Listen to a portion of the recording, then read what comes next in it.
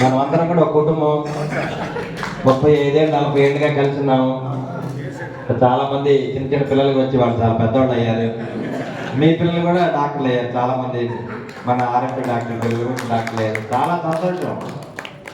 ఎందుకంటే మనం RMP medical ప్రాక్టీస్లో ఉన్నప్పుడు మీరు పెద్ద పెద్ద డాక్టర్లను చూస్తుంటారు, నాలాంటి వాళ్ళని చూస్తుంటారు.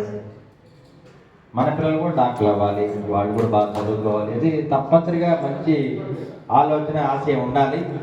మరి ఆ కోవలో మన డాక్టర్ పిల్లలు చాలామంది వాళ్ళ మెడికల్ గ్రాడ్యుయేట్స్ అయ్యారు. చాలా సంతోషంగా ఉంది.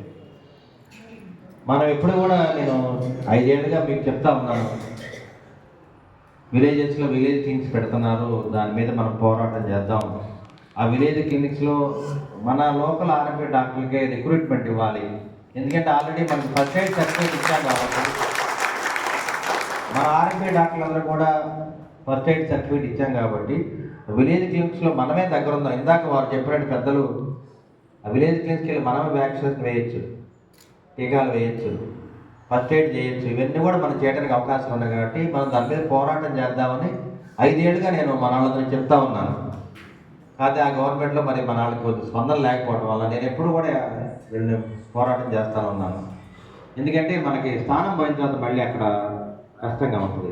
అందుకని మనం ఎన్నో సంవత్సరాలుగా కష్టపడి పనిచేస్తున్నాం. గ్రామాల్లో పెద్ద పెద్ద డాక్టర్లు లేకపోయినా మీరే డాక్టర్లుగా ఉండి దగ్గరుండి ప్రజలకు సేవ చేస్తున్నారు. మీ సేవలు ఎప్పుడు మర్చిపోవాలి. ఎందుకంటే నాకు తెలుసు, ఎందుకంటే నేను ఏ విధంగా కష్టపడ్డాను, నేను ఏ విధంగా పైకి వచ్చాను, నా అభివృద్ధి కారణం అంతా మీరే నాకు తెలుసు. కాబట్టి నేను ఇప్పుడు హైదరాబాద్ సోమరాజు గారు అంత పేరు రావాలన్నా, నర్సాపేట అరవింద్ బాబు అంత పేరు రావాలన్నా గ్రౌండ్ లెవెల్ ఎవరు ఉంది మీరు. అంటే మా పరిసరాన్ని గుర్తించాలి. ఈ డాక్టర్ మానవత్వం డాక్టర్